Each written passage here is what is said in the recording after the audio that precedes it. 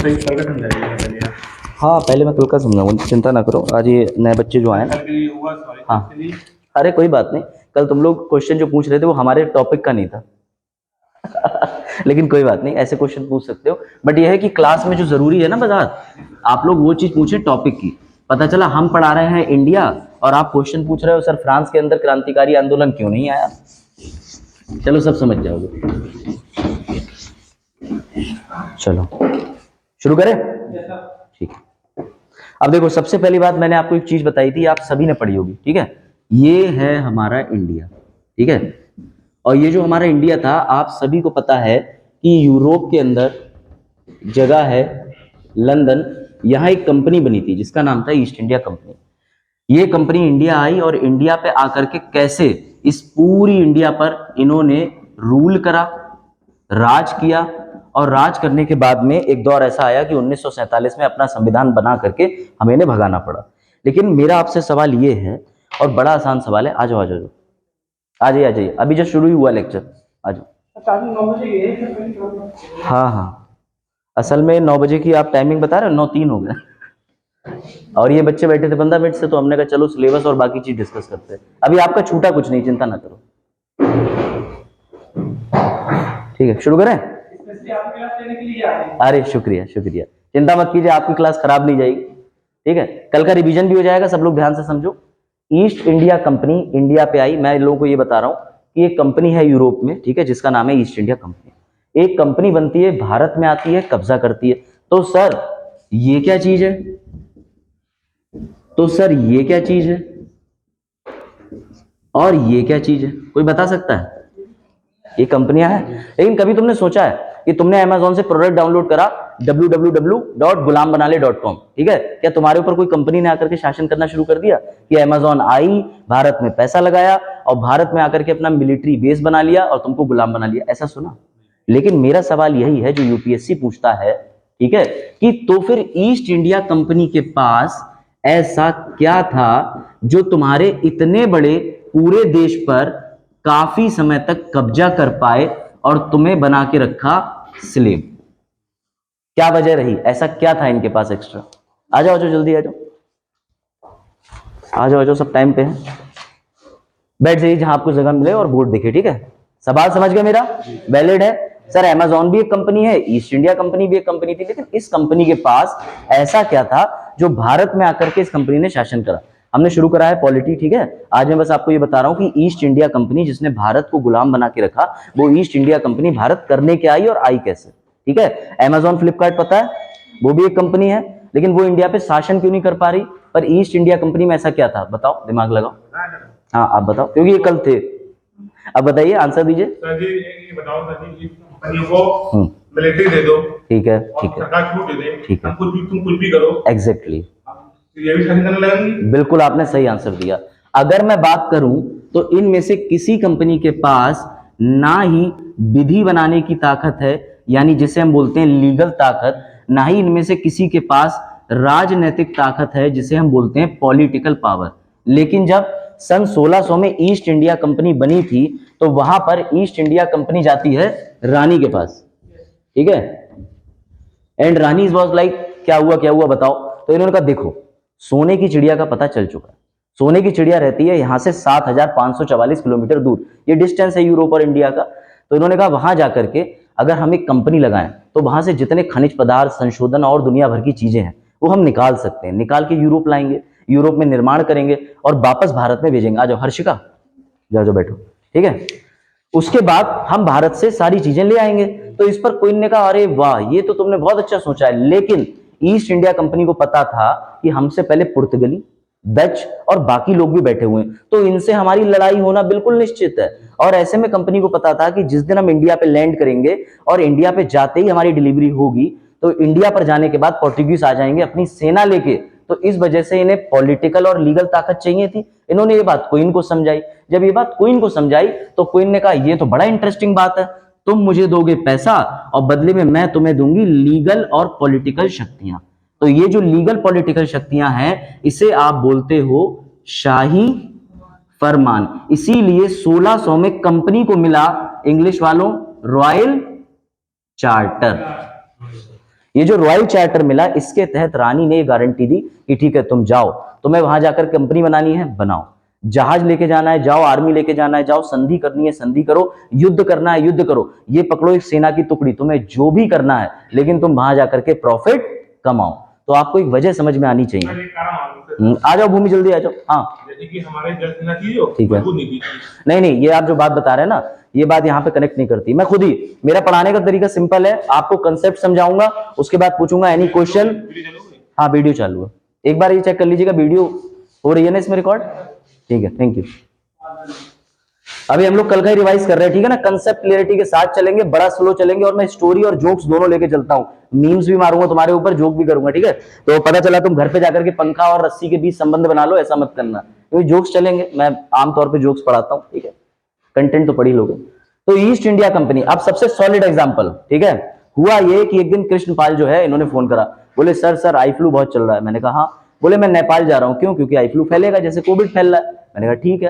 तो ये गए, इन्होंने वहां पर जाकर के काला चश्मा नाम से अपनी कंपनी लॉन्च कर दी। एक दिन हुआ ये नेपालियों ने इनके ऊपर आक्रमण कर दिया, 200 रुपए का चश्मा जो तुम जयसंतरी के मेले से खरीद के हमें 2000 का चिपका रहे हो, वापस करो हमारा 1800 रुपया। तो इन्होंने फोन करा हमारे देश के ऑनरेबल प्राइम मिनिस्टर को। इन्होंने कहा मोदी जी यहाँ पर जो है युद्ध होने जा रहा है, यहाँ पर लड़ाई हो रही है, चुपचाप आर्मी भेज दीजिए। तो यहाँ पर जो इंडिया के प्राइम मिनिस्टर थे, उन्होंने कहा what do you mean by army भेज दीजिए? आर्मी हमारे नेशन के लिए है, तुमसे हमारा कोई संबंध नहीं है, तुम्हारी कंपनी, तुम नेपाल ले गए, तुम जानो। तो आप एक चीज देखो, एक देश का राजा रानी अगर सपोर्ट करता है तो उसके लिए उसे देना पड़ता है शाही फरमान। और आज की डेट में तुम कोई कंपनी बना करके कहीं चले जाओ, तुम कब्जा नहीं कर सकते, क्योंकि तुमको रॉयल चार्टर मिलेगा ही नहीं। ये उस समय की कंडीशंस थी। बात आई? तो एक कंपनी कैसे इंडिया में आई और उसने क्या कर दिया, ये समझेंगे। दूसरी सबसे इंटरेस्टिंग बात समझो, शाही फरमान तो दिया ही दिया, लेकिन एक बात क्वीन को और पता थी, जिससे क्वीन सुनने के बाद हो गई वेरी हैप्पी। क्वीन ने ये कहा कि मैं इस कंपनी में करूंगी, इसलिए क्वीन, उसके ताऊ के बेटे का बेटे का बेटे का बेटा और उसके फूफा चाचा सबने कंपनी में पैसा लगाया था। इसीलिए वो लोग कंपनी पे नजर रखे हुए थे, ताकि कंपनी डूब रही है, मुनाफा कमा रही है, ये सारा का सारी जानकारी हमें मिलती रहे। ये बात समझ में आई? लेकिन सर अभी भी एक बात नहीं समझ में आई, क्या यूरोप के पास संसाधन की कमी थी, या यूरोप ने क्यों आकर के कई सारे देशों को कॉलोनी या फिर जो है अपना गुलाम बनाया? कोई इस बात का जवाब दे सकता है? क्या जरूरत पड़ी थी यूरोप को कि उसने कई देशों को अपनी कॉलोनी बनाया? बताइए। नहीं, पुनर्जागरण एक अलग चीज है। हाँ, औद्योगिक क्रांति, ठीक है, ठीक है, आपने जो आंसर बताए हैं वो बिल्कुल ठीक बताए हैं, लेकिन जो आप कह रहे हो इसके लिए एक शब्द है जो हमने कल पढ़ा था कि ये सब एक, अब मैं बता देता हूं जो आज बच्चे आए हैं कि मैं क्या कहना चाहता हूं। याद रखना, जब आप वर्ल्ड हिस्ट्री पढ़ते हो ना, उसमें एक चीज आती है, उसे हिंदी में बोलते हैं साम्राज्यवाद, और इंग्लिश में इसको बोलते हैं imperialism. Is it fine? Imperialism के अंदर दो काम करे जाते हैं, ये विश्व इतिहास का है। कौन नहीं चाहेगा मेरा क्षेत्र बढ़े?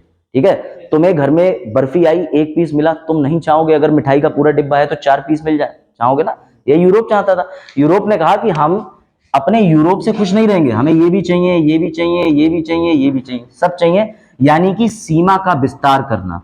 लेकिन इस विस्तार को करा कैसे जाता है? वहां पर कुछ लोग भेजे जाते हैं, लोग वहां पर फैक्ट्री फलाना ढिमाका जाके खुद को सेटल करते हैं और उस जगह पे कब्जा कर लेते हैं। इसी को बोलते हैं इंपीरियलिज्म।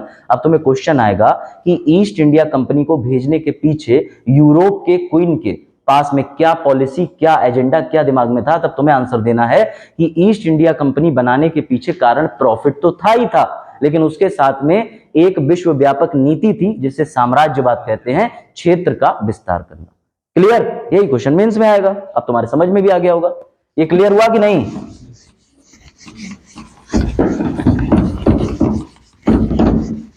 अब देखो टर्निंग पॉइंट आता है बड़ा अच्छा। एक तो मार्कर काफी लाइट चल रहा है बट ओके। 1600 में कंपनी बनी, ऐसे लिखना अपनी कॉपी में, और ये फ्लो चार्ट बनाना। कंपनी को मिला रॉयल चार्टर, हिंदी वाले लिखेंगे शाही फरमान। ये शाही फरमान किसने दिया? तो भैया ये दिया क्वीन ने, और उस समय जो क्वीन थी उसका नाम भी लिख लेना। उस समय जो क्वीन थी उनका नाम था एलिजाबेथ। सर एलिजाबेथ ने क्यों दिया? तो एलिजाबेथ के बगल में लिख लेना, क्योंकि एलिजाबेथ जो है वो दो चीजें चाहती थी।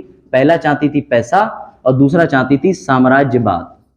और साम्राज्यवाद के नीचे भी तुम लिख सकते हो कि विस्तार करना और कब्जा करना।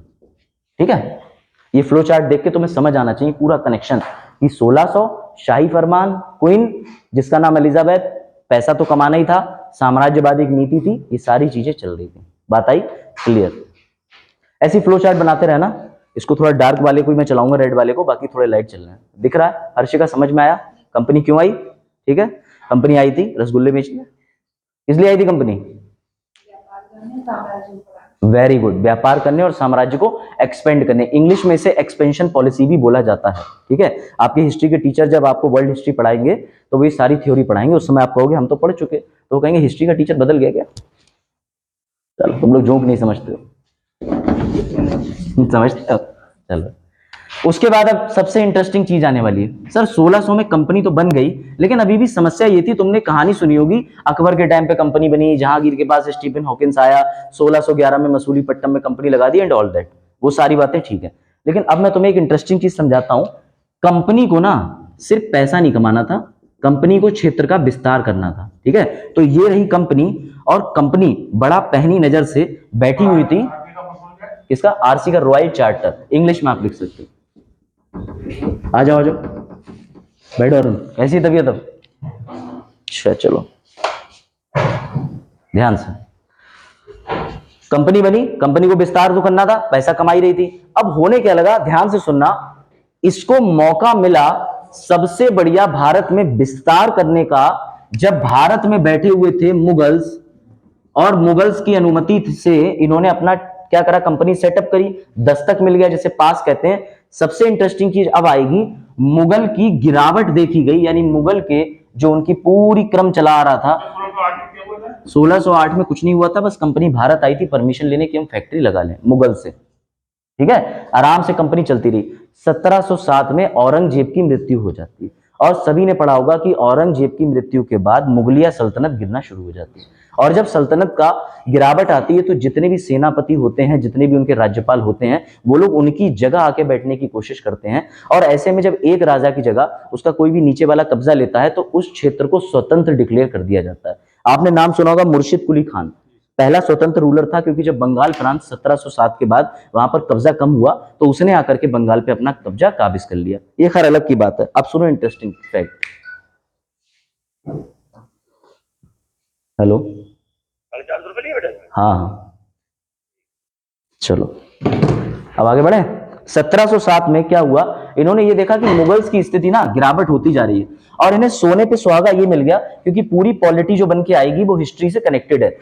3 इंपॉर्टेंट युद्ध आते हैं जिसमें तुम लोगों ने पढ़ा होगा 1757, भूल जाओ। 1757 से पहले भी एक ऐसी इंटरेस्टिंग घटना होती है जिसकी वजह से ईस्ट इंडिया कंपनी देखती है कि भारत को कमजोर कैसे किया जा सकता है। इसे बोलते हैं करनाल का युद्ध। लिखो 1739, और इंग्लिश वाले लिखेंगे बैटल ऑफ करनाल, हिंदी वाले लिखेंगे करनाल का युद्ध, और करनाल के आगे लिखना नादिर शाह।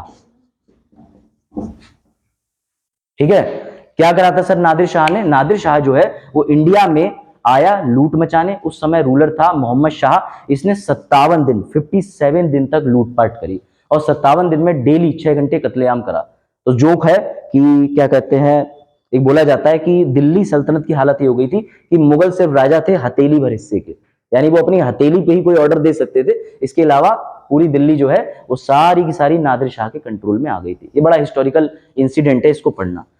जब 1739 की भी हादसा हो गया तो आप एक बात समझो, आ जाओ जल्दी आ जाओ। 1707 में मुगलिया सल्तनत गिरती जा रही है, 1739 में आके मुगल्स की कमर और पैसा दोनों टूट गया। बैठ जाइए। उसके बाद ये समझिए, अंग्रेजों को एक बात समझ में आ गई इस नादिर शाह के युद्ध के बाद कि इससे ज्यादा विस्तार करने का मौका हमें नहीं मिलेगा। ठीक है, ये सबसे गोल्डन टाइम है। इन लोगों ने क्या करा, जितनी भी इनकी जगहें थी, यानी जितना भी क्षेत्रफल था इनके पास, उस क्षेत्रफल के चारों तरफ इन्होंने करना शुरू कर दी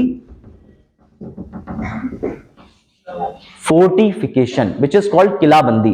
किलाबंदी का मतलब ये होता है कि किलाबंदी, ये लिखा है ऊपर, ठीक है, ये सब नोट्स में मिल जाएगा, मैं सब बता रहा हूं, कहीं पर नहीं, पूरे क्षेत्र में। ठीक है, जैसे एक दिन क्या हुआ, बजाज ने मुझे फोन करा और बजाज बोला सर मैं जहानाबाद हूं, जहानाबाद। मैंने कहा बहुत बढ़िया है। बोले सर आज मैंने अपनी जमीन पे कच्ची मिट्टी ला करके एक जगह बना ली है। मैंने कहा ये तुम्हारी जगह है? बोले अरे अपनी जगह से बिल्कुल मेड़ से पड़ोस में जिनकी जगह है बना ली है, जिस दिन टोकेंगे उस दिन चले जाएंगे। थोड़े दिन बाद मैंने कहा वजाहत ये काम तो अवैध है, तुम तो अवैध कब्जा कर रहे हो। बोले अरे सर करने दीजिए, अभी वो रोक नहीं रहे हैं। थोड़े दिन बाद मैं देख रहा हूँ कि वजाहत ने ईंट भट्टे वाले को फोन करा, सीमेंट ले गए, उस कच्चे मकान के चारों ओर बाउंड्री करने लगे। तो जो मालिक है जमीन का वो लड़ने आएगा या नहीं आएगा? वही हुआ 1757 में। अंग्रेजों को व्यापार करने के लिए हमने प्रदान किए थे जगहें, वेयर हाउस, कि तुम अपना सामान रखो और इंग्लैंड में ले जाओ। उन्होंने क्या करा, उस पर ईंटें पत्थर सरिया लगा के किलाबंदी करना शुरू कर दी। तो बंगाल के अंदर जो शासक था उसका नाम था सिराजुद्दौला, वो पगला गया। सिराजुद्दौला ने यह कहा कि तुम ये किलाबंदी कर रहे हो ना, इस किलाबंदी को तुरंत ही रोक दो। लेकिन अंग्रेज ये बात जानते थे, बोले हैं 1707 में तुम्हारी कंडीशन वैसी गिर गई है, 1739 में नादिर शाह ने तुम्हारे ऊपर लूट कर दिए, आओ युद्ध कर लेंगे। तो 1757 में जब प्लासी का युद्ध हुआ तो बड़ा इंटरेस्टिंग चीज है कि सिराजुद्दौला के पास जो फोर्स थी उसकी संख्या थी 8000। ईस्ट इंडिया कंपनी ने फोन करके ब्रिटेन से जो सैनिक मंगाए थे वो टोटल इकट्ठे हुए थे 3000, और इनका जो सेनापति था वो था क्लाइव। तो क्लाइव ने रिसर्च करा और रॉबर्ट क्लाइव ने यह जाना कि 1739 के बाद कंडीशन बहुत ज्यादा खराब है, और इसने इनका एक चेला पकड़ा जिसका नाम था मीर जाफर। और मीर जाफर को पैसे देके कहा कि अगर तुम हमें ये युद्ध जितवा देते हो तो हम तुम्हें बंगाल का गवर्नर बना देंगे। इसी वजह से अंग्रेज ये बैटल बिना लड़े जीत गए। और ये वैसा युद्ध है, इसने अंग्रेजों को सीख दी, सीख कि कैसे तुम्हें जाकर के भारत में युद्ध हराने हैं। इसने बढ़ाया उनका आत्मविश्वास, कॉन्फिडेंस, आत्मविश्वास बढ़ाया। इन दोनों चीजों को देखने के बाद, इसमें ब्रिटिशर्स इन्वॉल्व नहीं थे, इसमें थे 1757 में। इससे उन्हें एक चीज समझ में आई कि अब हम सिर्फ जगह पर कब्जा नहीं, यहां पे अपना शासन भी कर सकते हैं। ये चीज क्लियर हुई? जो बच्चे जस्ट अभी आए हैं उनको मैं एक बार रिकॉल कर देता हूं। 1600 में कंपनी बनी, कंपनी इंडिया पे आई। वो सिर्फ एक कंपनी नहीं थी, उसे शाही फरमान बना था, जिसे हम आज की भाषा में स्टेट कहते हैं। स्टेट का मतलब हो गया तुम्हारी लोकसभा, राज्यसभा, एग्जीक्यूटिव, जुडिशरी, ये सब होते हैं, ठीक है। तो ये जो जितने भी लोग थे, जब भी किसी के पास स्टेट होता है तो उसके पास बैकग्राउंड होता है। अगर आज तुम कोई कंपनी खोल लो नेपाल में, जैसे लेंसकार्ट, और जाकर के तुम कहो प्राइम मिनिस्टर को कि आप आर्मी भेज दो, नहीं भेजेंगे। लेकिन ईस्ट इंडिया कंपनी को फौज क्यों मिल जाती थी? क्योंकि वो क्वीन ने बनाई थी, और क्वीन ने उसको प्रदान करी थी विधिक यानी लीगल, पॉलिटिकल यानी राजनीतिक शक्तियां। ये बात समझ में आ गई? क्लियर है? उसके बाद जब ये आए तो इंडिया में इस पूरे प्रोसेस को बोलते हैं इंपीरियलिज्म, साम्राज्यवाद। ये आप वर्ल्ड हिस्ट्री में पढ़ोगे। अब आगे बढ़ते हैं। एक्चुअली फैन नहीं चल रहा है यहां पर, चलो कोई बात नहीं। यहां तक क्लियर है? ये बताओ आप, तुम्हें 1764 समझ में आएगा बड़े अच्छे से अगर तुम्हारा इतना बेस क्लियर है।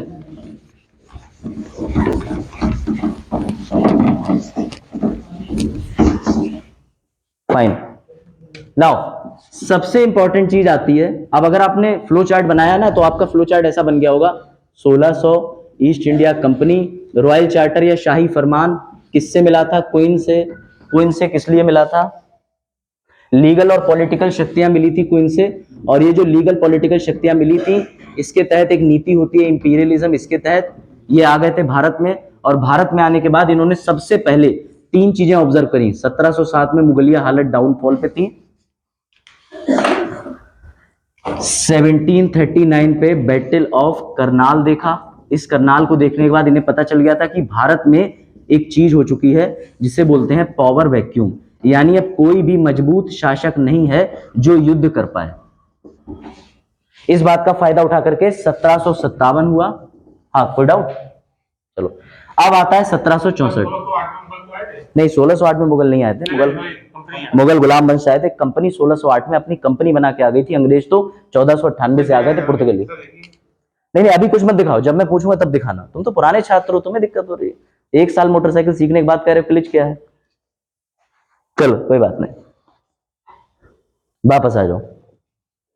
नाउ अब इंपॉर्टेंट चीज, सर अभी आपने ये बताया कि 1739 का युद्ध में पता चल गया, सीख गए। 1757 में आत्मविश्वास बढ़ गया। लेकिन जब भी यूपीएससी या यूपी ट्रिपल एससी का प्री आता है तो एक क्वेश्चन आता है, एक शब्द आता है, इन सभी युद्धों में से कौन सा निर्णायक युद्ध था? Which was the decisive battle, जिससे अंग्रेज अपना आधिपत्य जमाने में, ठीक है, सफल हुए। तो जब ये वर्ड आ जाए, निर्णायक या डिसिसिव आ जाए, तो 1764 को क्यों बोला जाता है? जिसने भी घटना चक्र प्रीवियस ईयर लगाई है या फिर प्रीवियस ईयर क्वेश्चन यूपीएससी लगाए, तो 2012 से पहले ये क्वेश्चन आ चुका है कि डिसिसिव बैटल कौन सा है, निर्णायक युद्ध कौन सा है। तो बोला इसे जाता है बक्सर वाले को, ठीक है ना, बैटल ऑफ बक्सर। इसमें 3 लोग थे, एक मुगल सल्तनत, एक शुजा-उद-दौला थे, शाह आलम हो गए मुगल के, और एक अवध के शासक थे। ये सब पता है, मैं हिस्ट्री में नहीं जाऊंगा। लेकिन इसी युद्ध को क्यों बोला जाता है कि ये निर्णायक युद्ध था? क्या लगता है अरुण? 3 प्रांतों पे कब्जा था, पहला पॉइंट बिल्कुल सही। और कोई कारण? राजस्व वसूलने का। और तीसरा? कोशिश करो, इन्होंने सही आंसर दिया जबकि ये लोग कल ही आए हैं। सत्ता। तुम्हारा कंपटीशन टफ है इस बार। सत्ता? हाँ। वैधता। किसने बोला? हर्षिका ने। कल सुन रही थी? अच्छा, आई थॉट पीछे बैठ के सो रही। मुगल मंगल और दूसरों को मुगल मंगल? मुगल तुम्हारी यात्रा मंगल में हो, तुम्हारे मुगल मंगल में हो। चलो, मुगल मंगल। अरे मैं बता रहा हूँ, ध्यान से सुनो। अब एक एग्जांपल समझना, मैंने कल भी दिया था, जो नए बच्चे हैं आज भी देते हैं। हर्षिका पे ले लेते हैं। हर्षिका घर से चलती है और हर्षिका बिना हेलमेट के जाती है रोड पे। पुलिस वाला रोकता है, कहाँ जा रही हो? तो इन्होंने कहा इससे मतलब, बोले हेलमेट लगा के जाओ। बोले तुम इससे भी मतलब नहीं? बोले है, ये पकड़ो चालान। 2000 का चालान कट गया। थोड़ी दूर आगे जाती है, गुंडा मिलता है, गमछा डाल के, गले में 2 बटन खुले हुए, पान मसाला खाते हुए, और आराम से थूक के कहता है 2000 रुपए दे दो। ये कहती है बताऊं तुझे, पुलिस कंप्लेंट करूंगी, किस हक से पैसे मांग रहा है, भाग यहाँ से। तो मेरा सवाल ये है, 2000 रुपए चालान के दे दिए, लेकिन 2000 रुपए बेचारे गुंडे को क्यों नहीं दिए? दोनों में अंतर क्या है? हाँ बताओ, ऐसी क्या पावर थी पुलिस वाले के पास जिसकी वजह से इन्हें पैसे देने पड़े ना चाहते हुए भी? अब ये मत कहना गलती थी, हेलमेट नहीं पहना था, लेकिन तब भी वो पैसे मांगने का अधिकार जो था उसके पास में, वो क्यों था और गुंडे के पास क्यों नहीं था? काम तो दोनों ही कर रहा है, पैसा तो दोनों ही कमा रहे हैं। बताओ बताओ बताओ बताओ, क्या लगता है? ऐसे एग्जाम्पल से सीखोगे तुम लोग। चलो, 1764 से पहले याद रखना, यूरोप के अंदर ईस्ट इंडिया कंपनी के ऊपर ना सब लोग बड़े उदास थे। सब लोग मानते थे ईस्ट इंडिया कंपनी चोर है, क्योंकि जितने भी प्रांत थे जहां पे हमने कंपनी को भेजा था, ये लोगों से रंगदारी वसूल लेते। कोई भी छोटे छोटे शासक होते थे, उनसे कहते थे पैसा दे दो, तो वो कहते थे क्यों दे दें? बोले वरना हम युद्ध करेंगे। तो ये सबसे पैसा छीनते थे। लेकिन जब 1764 का युद्ध हुआ और 1764 का बैटल जो है वो हेक्टर मुन्नो और रॉबर्ट क्लाइव ने मिलकर जीत लिया, अब इन्हें 2 चीजें मिल गई। सबसे पहला इन्हें मिला, आपने पढ़ा होगा, संधि हुई थी, ट्रीटी हुई थी इलाहाबाद की, पढ़ा होगा आपने। इस इलाहाबाद की ट्रीटी में इनको मिल गए टैक्स कलेक्शन राइट, यानी राजस्व वसूलने का अधिकार मिल गया, सबसे पहली चीज। और दूसरा मिल गई इन्हें वैधता, जिसके पास में आपने चुनाव लड़ा, चुनाव लड़ने के बाद आप जीत गए, उससे पहले आप बाढ़ में पैसा मांगेंगे, सरकार भेजेगी? नहीं भेजेगी। क्यों? क्योंकि आप पहले वैलिड नहीं थे। जब आप चुनाव जीत गए तो आपको पद मिल गया। आप आईएएस की तैयारी कर रहे हैं और आप अभी जाकर के प्रेजेंट आईएएस से कह दो hello my name is Krishnapal, IAS officer, वो कहेगा बन तो जाओ, यही कहेगा ना। तो वही चीज हो गई कि तुम जाकर के पैसा वसूल रहे हो, लेकिन तुम्हारे पास में ना पद है, ना पावर है, ना कुछ है। तो जब इन्होंने 1764 का युद्ध जीता, तब इन्हें राजस्व वसूलने का इस संधि के तहत अधिकार मिला। और दूसरी चीज इनको मिली वैधता। इस वैधता का मतलब था लेजिटिमेसी, यानी अब इनको कह दिया गया कि ये सिर्फ व्यापार ही नहीं करेंगे, ये छोटे मोटे छुटपैया जो व्यापारी हैं उनसे पैसा लेंगे भी और उनको बदले में लाइसेंस देंगे भी। बात क्लियर आ गई? अब जैसे ही 1764, यहां तक क्लियर? कोई डाउट? आगे बढ़े? समझ आ रहा है? स्पीड फास्ट स्लो, ठीक है, वो वीडियो में कर सकते हो। And don't forget to like subscribe share Abhyuday Pilibhit, ठीक है। उसके बाद आगे बढ़ते हैं। अब ध्यान से समझना, ईस्ट इंडिया कंपनी 1600 में, ध्यान से समझना बहुत अच्छे से, ये पॉइंट बड़ा इंपॉर्टेंट है। 1600 में ईस्ट इंडिया कंपनी बनी। जैसे ही उसको वैधता मिली तो क्वीन के दिमाग में एक बात आई, अरे मैंने जो आज से 184 साल पहले सोना लेकर के तिजोरी में डाल दिया था, उस सोने की कीमत मार्केट में कितनी हो गई है? सर सोना मार्केट कीमत, मतलब ईस्ट इंडिया कंपनी क्यों बनाई थी? क्वीन को पैसा चाहिए था। और 184 साल के जो भी क्वीन की पीढ़ियां आई, उन्होंने उठा के देखा, अरे हमारी दादी करके चली गई थी कंपनी के पेपर पे साइन, और इस कंपनी ने तो 1 भी रुपया आज तक भेजा ही नहीं है। तो क्या करोगे? ऐसे में फोन मिलाओगे ना, फोन चलते नहीं थे, तो भैया भेजा गया। और जब भेजा गया तो भेजने के बाद में जब इनका जो व्यक्ति आता है वो कंपनी से कहता है कि पैसा मांगा है क्वीन ने, तो कंपनी कहती पैसा? कैसा पैसा? उल्टा कंपनी ने 164 साल से ये ध्यान दिया कि हम खा रहे हैं, पी रहे हैं, सो रहे हैं, मर रहे हैं। बोले क्या मतलब? बोले अरे हमने जो युद्ध करा 1764 1757, उसमें हमारा पैसा खत्म हो गया। बोले अच्छा पैसा खत्म हो गया, तब भी कुछ तो मुनाफा हुआ होगा ना, 164 साल बहुत होते हैं, अगर तुमने इतना इतना कमाया होगा तो इतना सारा हो गया होगा। इन्होंने कहा बिल्कुल तुम सही कह रहे हो। लेकिन हुआ क्या कि 1759 के आसपास बंगाल में भुखमरी फैली। हमने दान के काम किए, हमने लोगों से कहा तुम्हारा इलाज करा दें, आओ तुम्हारे लिए ये करा दें। तो क्वीन के जो वो आए हुए थे ना दूत, उनका दिमाग घूम गया। उन्होंने कहा यार ये क्या बात हुई, ये तो इन्होंने पैसा भी दिया नहीं, कंपनी भी बना ली, और सबसे बड़ी बात ये देखो, आपने व्यक्ति का नाम सुना होगा रॉबर्ट क्लाइव, वो उस समय विश्व का नंबर 1 टॉप अमीर आदमी था, इसी कंपनी का एक एम्प्लॉय था। मतलब सोच के देखो कि एक तरफ क्वीन सोच रही है बैठ करके कि मुझे पैसा नहीं आया क्योंकि कंपनी का घाटा हो गया, रॉबर्ट क्लाइव अमेरिका में संपत्तियां खरीद रहा है, बड़े बड़े क्रूज खरीद रहा है, तो धिनकेगा ना दिमाग का कि यार कंपनी घाटे में है और कंपनी के लोग अमीर होते चले जा रहे हैं। तो ये प्रॉब्लम थी, इस वजह से क्वीन ने जब इनसे पूछा तो उल्टा इन्होंने कह दिया कि हम पे तो पैसा ही नहीं है, और इन्होंने क्वीन से कहा कि तुम हमें दे दो 1 मिलियन पाउंड का लोन। अब क्वीन वाज लाइक यार ये क्या बात हुई, पैसा देंगे नहीं, पैसे का हिसाब देंगे नहीं, और कह रहे हैं कि 1 मिलियन पाउंड का लोन भी दे दो। अब जब ऊपर बैठ के पार्लियामेंट में इस पे पूरा सलाह मशवरा हुआ तो उस समय इंग्लैंड के अंदर एक प्राइम मिनिस्टर था, उसका नाम याद रखना, उसका नाम आसान है, नॉर्थ। क्या नाम था? एक प्राइम मिनिस्टर था इंग्लैंड के अंदर, उसका नाम था नॉर्थ। इस नॉर्थ ने एक कमेटी बनाई थी जिसे बोलते थे गोपनीय कमेटी, सीक्रेट कमेटी, और इस कमेटी ने एक रिपोर्ट पेश करी, याद रखना बहुत अच्छे से, कि ये देखिए वो लोग कह रहे हैं ना कि 1 मिलियन पाउंड चाहिए, उनके पास मेरे हिसाब से अब तक कुछ नहीं 1000 गुना पैसा होना चाहिए था। अगर कंपनी 1 रुपए से शुरू हुई थी तो 1000 रुपया होना चाहिए था। इस कमेटी की रिपोर्ट के बाद में नॉर्थ ने निर्णय लिया कि अब हमें करना होगा कंपनी के ऊपर नियंत्रण। क्या करना होगा? कंपनी के ऊपर नियंत्रण, और नियंत्रण का मतलब होता है कंट्रोल करना, क्योंकि कंपनी को अगर हम अभी पूरी तरीके से छीनेंगे तो कंपनी पैसों से बहुत मजबूत है, उसमें रानी के वंशज भी बैठे हुए हैं, रानी के लोग भी बैठे हुए हैं, ये कंपनी तो हम छीन नहीं पाएंगे क्योंकि रानी का पैसा लगा है। तो क्यों ना हम कंपनी पे नियंत्रण करें।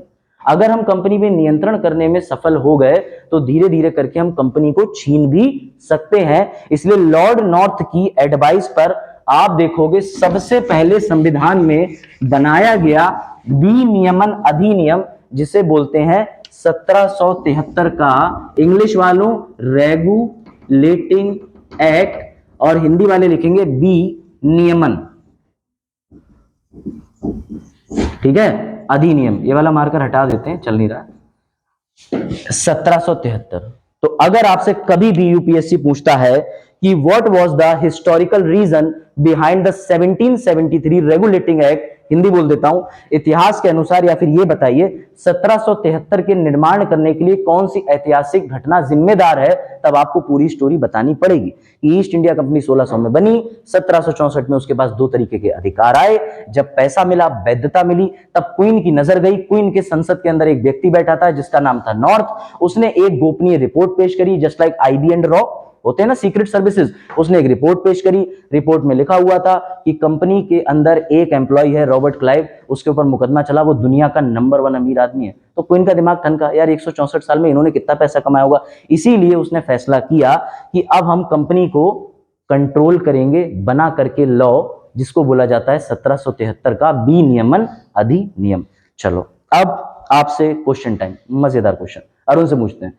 एक दिन अरुण के सपने में एक परी आई, परी, ठीक है ना, अब पुरुष है तो परी आएगी, ठीक है, महिला है तो भी परी आएगी, परी सुनिए। तो उसके बाद क्या हुआ कि अरुण के सपने में परी आई जादू की छड़ी लेके। सोन परी देखता ना सबने, सोन परी देखा है नहीं देखा है?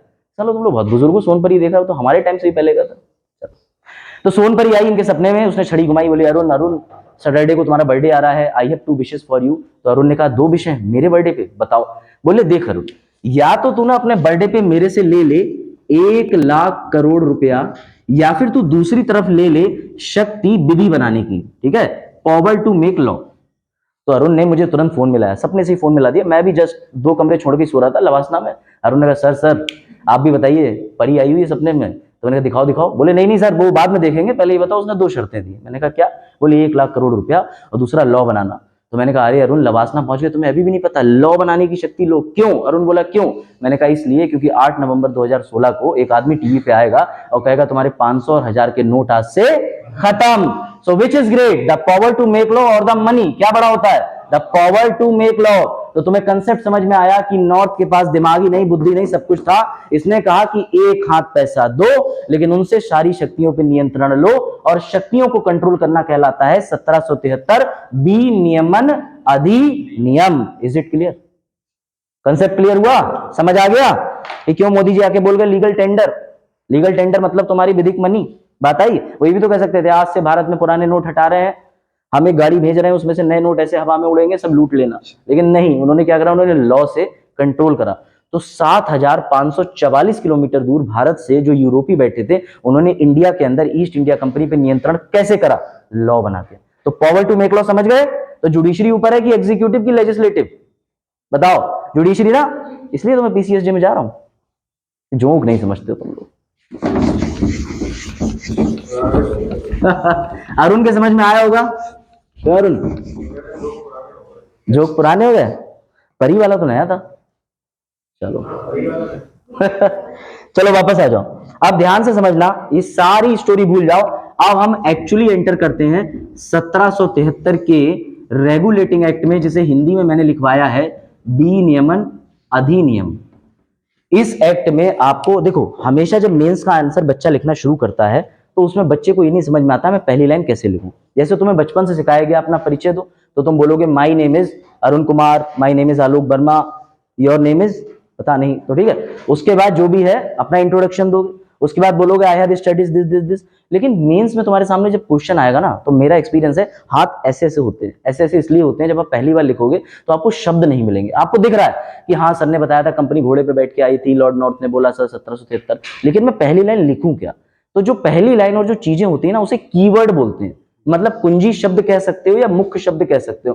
तो जब भी ये एक्ट आएगा, मैं तुम्हें इसकी ट्रिक बता दे रहा हूं। अगर कभी इस पे मेंस में क्वेश्चन आया तो तुम्हें पहले दो शब्द लिखने हैं कि 1773 विनियमन अधिनियम बना कंपनी पर नियंत्रण करने के लिए, विच इज इंग्लिश वाले लिखेंगे कंट्रोल, और दूसरा वर्ड लिखोगे रेगुलेट। रेगुलेट का मतलब होता है नियमन। ये है कीवर्ड। जैसे ही तुमने ये दो कीवर्ड डाल दिए ना, तो एग्जामिनर समझ जाएगा हाँ यार पढ़ा तो है अभिषेक सर से, मतलब जिससे भी, ठीक है, वो समझ जाएगा कि हाँ ये कीवर्ड डाल के लाया। तो ये कीवर्ड तुम्हें मेंस के आंसर में, जैसे आंसर की स्टार्टिंग लाइन लिखोगे, the regulating act, the purpose, the उद्देश्य इज टू नियंत्रण और नियमन। ठीक है, बात आई। एक तो तुम्हें इसके नाम से ही मिल जाएगा नियमन, रेगुलेटिंग, रेगुलेटिंग, कंट्रोल शब्द और डाल देना। अब कहानी शुरू होती है कि ईस्ट इंडिया कंपनी को कंट्रोल किया कैसे जाएगा। बड़ा मजा आएगा।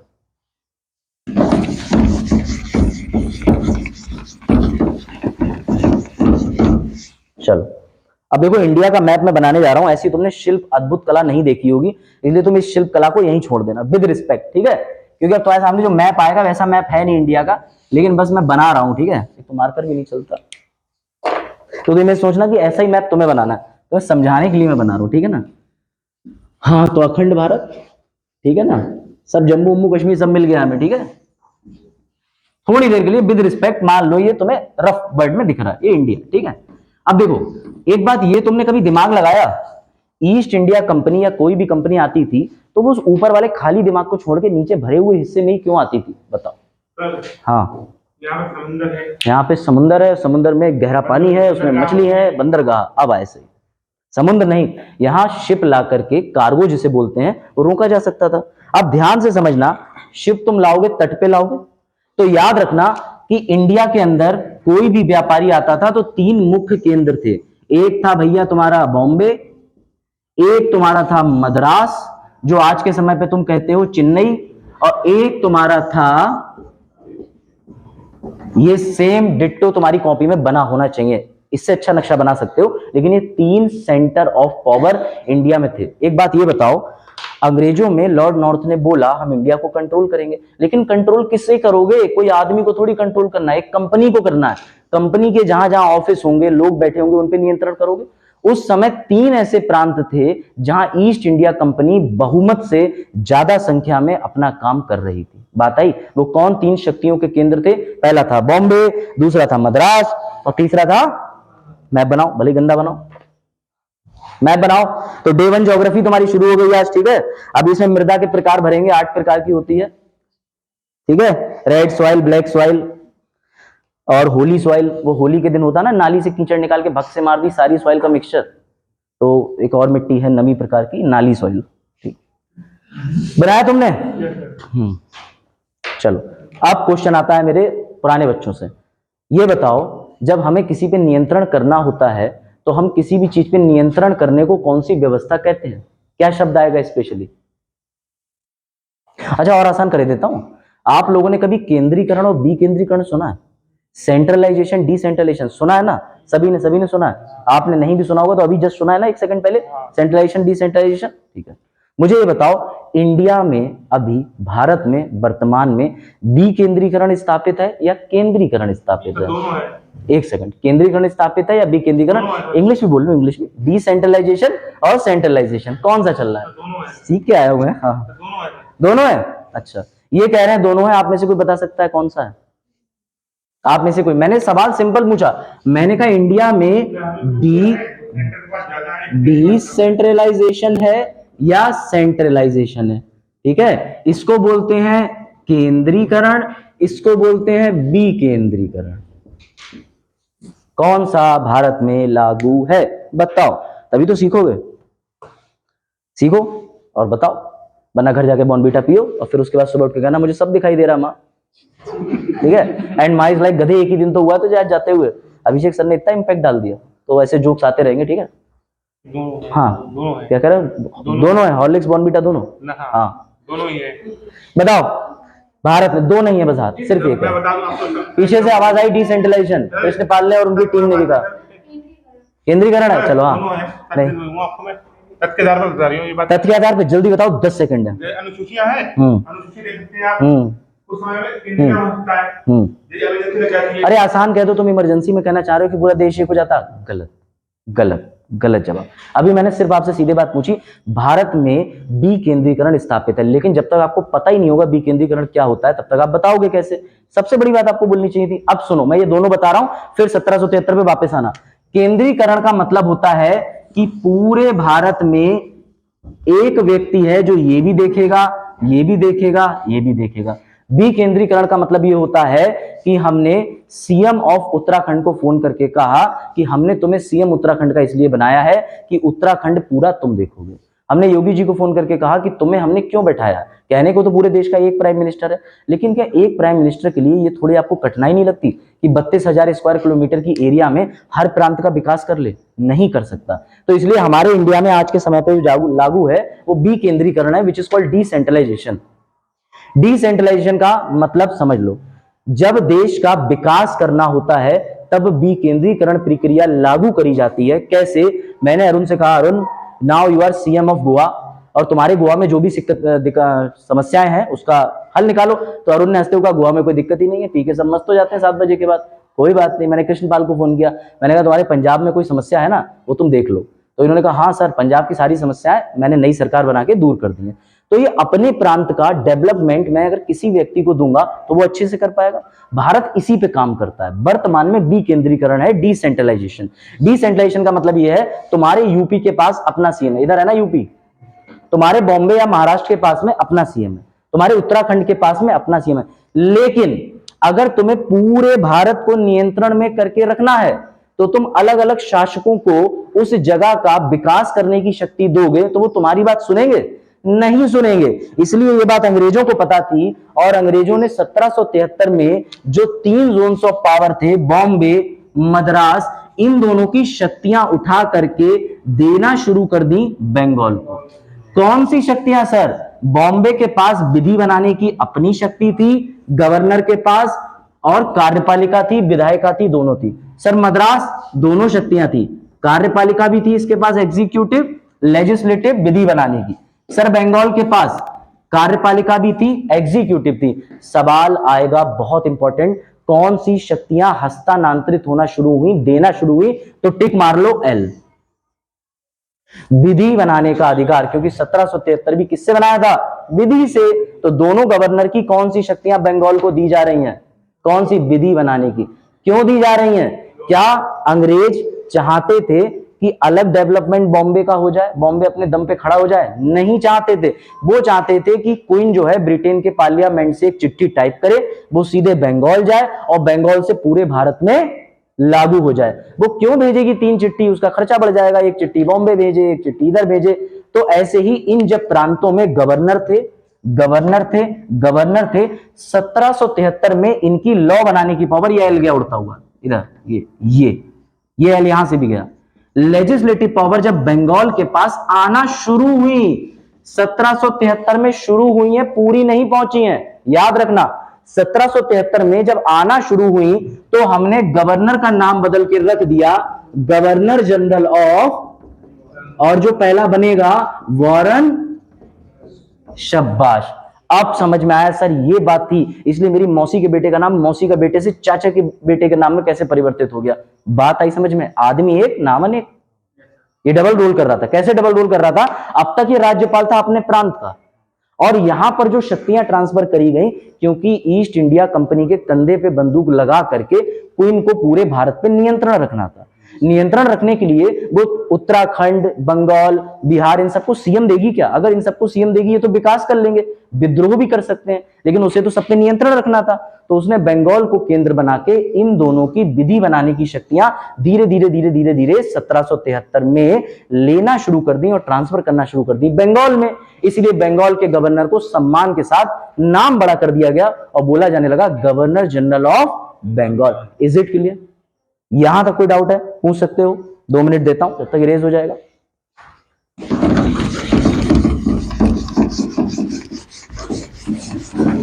अब लक्ष्मीकांत पढ़ना घर जाके, अब तुम्हें समझ में आएगा भाई। एक लाइन में लिखा है सेंट्रलाइजेशन, केंद्रीकरण शुरू हो गया। ये केंद्रीकरण की शुरुआत थी, यानी 1773 में अलग अलग रियासतों के अलग अलग राजा थे, विकेंद्रीकृत था। इन्होंने कहा नहीं, हम सबको केंद्र में करेंगे। तो अगर कभी आपसे डिफरेंस आ जाए, जो मैंने अपने नोट्स में लिखा है कि केंद्रीकरण और विकेंद्रीकरण में क्या अंतर है, तो सिंपल लिखोगे, जब किसी राष्ट्र, देश, रियासत का विकास करना होता है तो हम उसे विकेंद्रीकृत करते हैं, यानी जाओ अपने अपने क्षेत्र का विकास करो। लेकिन जब उस पर नियंत्रण करना होता है तब हम उसका केंद्रीकरण करते हैं। बात आई समझ में? Is it clear?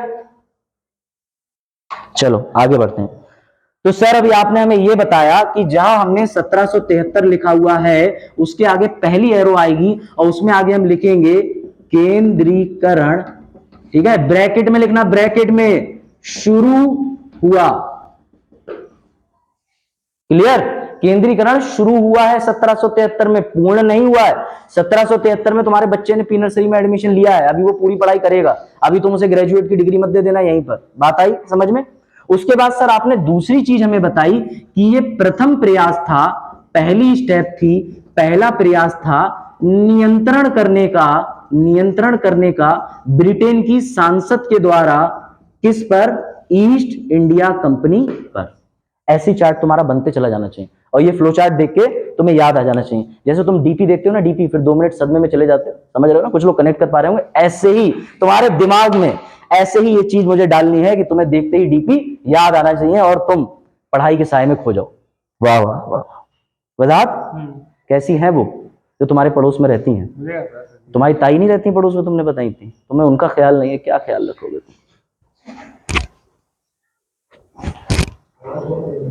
हाँ चलो, एग्जाम्पल नए है ना अरुण?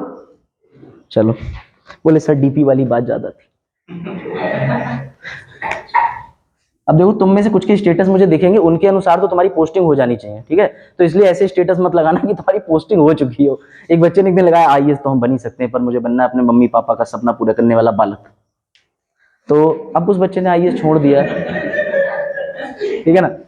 चलो, ये था, ये जब स्टार्टिंग में बच्चे मिले तो मुझे ऐसे स्टेटस दिखते। एक ने मेरे साथ लगाया माई आइडियल, और उस फोटो में मैं दिख रहा हूं उसके सामने ऐसे खड़ा हुआ, वो ऐसे दिख रहा है फोटो के पीछे।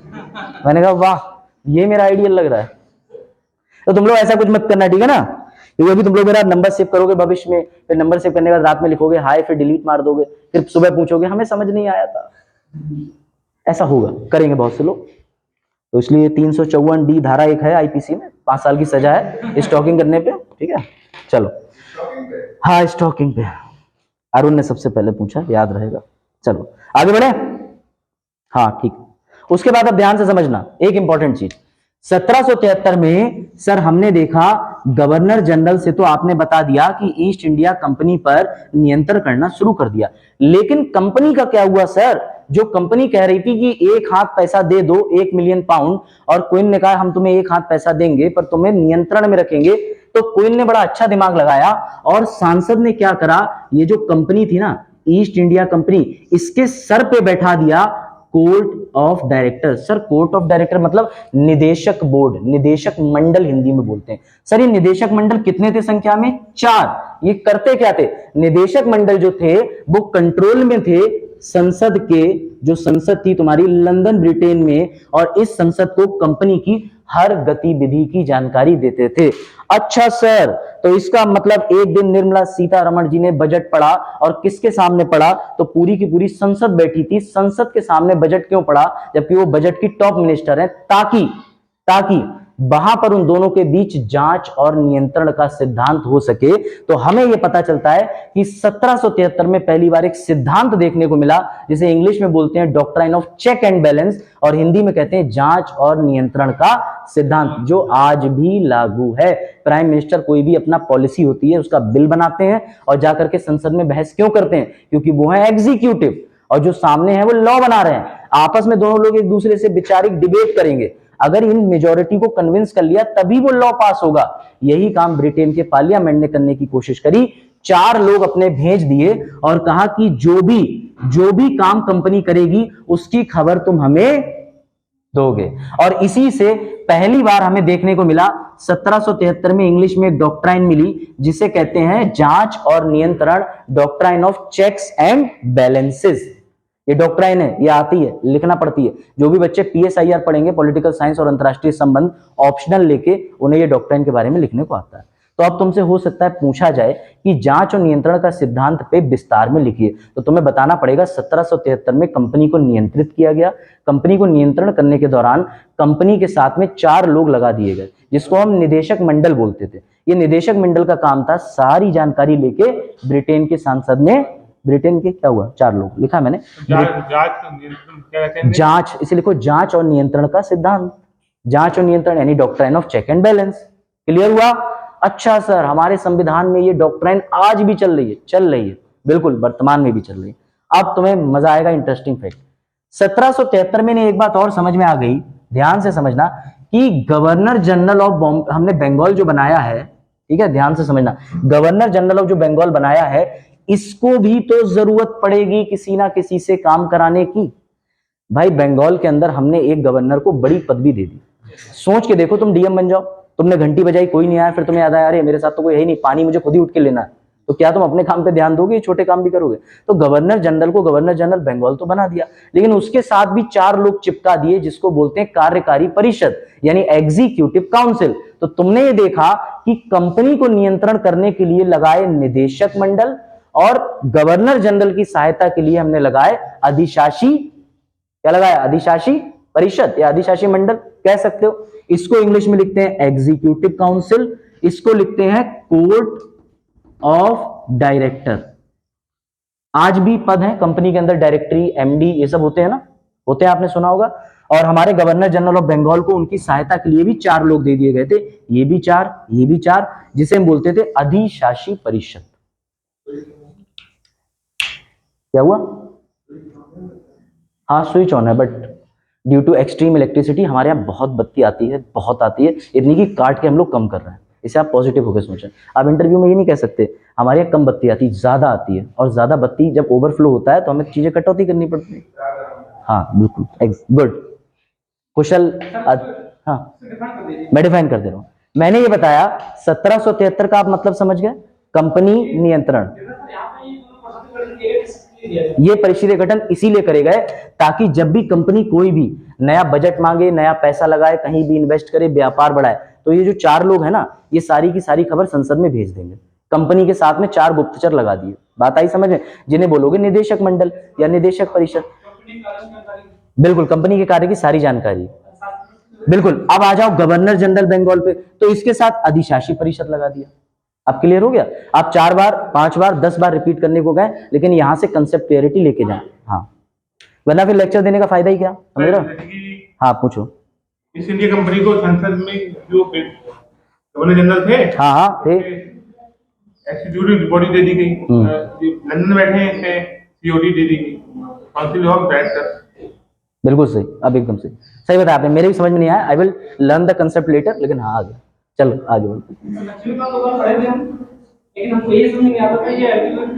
आपको अभी लक्ष्मीकांत के जब मैं 1947 पे ले जाऊंगा, आपको प्रोविंशियल ऑटोनॉमी नहीं पता होगा आज भी कि स्थानीय प्रशासन क्या होता है। बट बिलीव मी, आप जब 4-5 दिन की लेक्चर की जर्नी पूरी करेंगे ना, तो आप मुझे समझ जाएंगे। अभी मैं तुम्हें माउंट एवरेस्ट दिखा रहा हूँ, अभी तुम अरावली पे चढ़ने लायक होने, तो धीरे धीरे तुम्हें मेरे पीछे आना पड़ेगा ना। ट्रेन के, मैंने अरुण से पिछली बार भी कहा था, अरुण को एग्जाम्पल याद होगा, मैंने कहा अरुण ट्रेन में बैठ के यात्रा करी जाती है, ट्रेन के आगे आके नहीं, क्योंकि अरुण के डाउट जो रहते हैं, अरुण ने पढ़ रखा है अच्छे से, पिछली बार भी नहीं, कम से कम 5 साल हो गए ना अरुण? नहीं सर, 1 ही साल हुआ। तो अरुण ने लक्ष्मीकांत 4-5 बार पढ़ी है, तो अरुण क्वेश्चन आगे के पूछते हैं, मैं कहता हूं अरुण बस हम लोग परसों बात करेंगे इसको, है नहीं अरुण? चलो बात समझ गए सर? इससे हमें 2 चीजें समझ में आ गई, यहां पे इसकी भी जांच और नियंत्रण, इसकी भी जांच और नियंत्रण। तो 1773 में जो सिद्धांत निकल के आया उसे बोलते हैं जांच और नियंत्रण का सिद्धांत, doctrine of check and balance. अच्छा, संसद को यह बात शुरू से पता थी और संसद में बड़ा बुद्धि थी, बोले जब 2 इक्वल लेवल पे लोग बैठेंगे ना तो उनके बीच में लड़ाई तो होगी होगी, और लड़ाई भी होगी, और जब गवर्नर जनरल जो है ये भी विधि बनाएगा, ध्यान से समझना, जब ये विधि बनाएगा हो सकता है ये माने या ना माने, तो इन दोनों की लड़ाई जब होती है, जब एग्जीक्यूटिव और लेजिस्लेटिव या कोई भी 2 लोग लड़ते हैं आम जिंदगी में भी, तो उन्हें मेंटोस जिंदगी तक कौन पहुंचाता है? कोर्ट। तो 1773 में तुम्हें क्या देखने को मिलेगा? Supreme court. सिंपल सी बात है, लॉजिक है। 1773 में सब तीसरी चीज जिसका निर्माण हुआ वो सुप्रीम कोर्ट बना।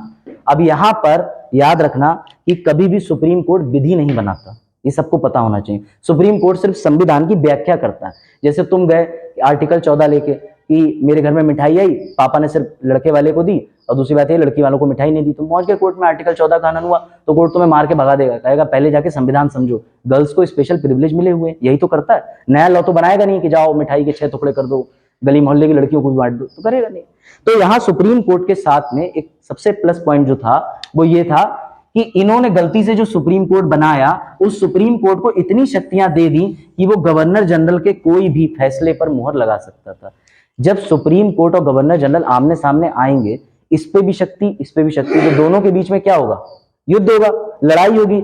और इसी वजह से कि गवर्नर जनरल और सुप्रीम कोर्ट की शक्तियां निर्धारित नहीं थी, ये एक्ट फेल हो गया।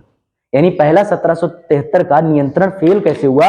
बिकॉज सुप्रीम कोर्ट की पावर्स और गवर्नर जनरल की पावर डिफाइन ही नहीं थी। ये बात आई समझ में? अब एक और एग्जांपल देते हैं। एक दिन मेरे पास फोन आया वॉरेन हेस्टिंग का, ठीक है सर, फोन उस जमाने में फ्यूचर से, हाँ मतलब थी ऐसे टेलीपैथी, ऐसे दिमाग पे उसने हाथ रखा, मैंने रखा, तो पहले मैं सोनपरी के पास पहुंचा, मैंने कहा नहीं वॉरेन हेस्टिंग को फोन लगाया जाए। वॉरेन हेस्टिंग से कनेक्ट हुआ, मैंने कहा वॉरेन हेस्टिंग क्या हुआ, तुम तो गवर्नर जनरल ऑफ बंगाल बन गए, कॉन्ग्रेचुलेशन। तो वॉरेन हेस्टिंग का दुख निकल के आया। वॉरेन हेस्टिंग वाज लाइक, अभिषेक क्या बताऊं, अपनों ने लूटा गैरों में कहा दम था, हमें तो कंपनी ने कूटा। समझ गया ना शायरी तुम लोग, पूरी नहीं करूंगा, कॉपीराइट आ जाएगा। तो उसके बाद मैंने वॉरेन हेस्टिंग्स से क्यों रो रहे हो, क्या दिक्कत है, अब तो तुम गवर्नर जनरल ऑफ बंगाल हो।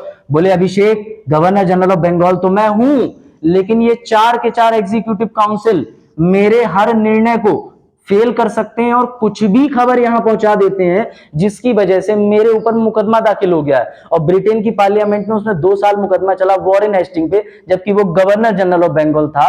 तो ये 1773 का एक्ट फिर से फेल हो गया। क्यों? सुप्रीम कोर्ट गवर्नर जनरल के बीच की लड़ाई, गवर्नर जनरल और उसके अधिशासियों के खुद के बीच की लड़ाई की वजह से ये एक्ट नियंत्रण करने में पूर्णतः असफल रहा। Is it clear? बात आई समझ में? मैं फिर से डिफाइन कर दे रहा हूं। देखो एग्जाम्पल ऐसे ही आएंगे, खराब वाले, एडजस्ट करना।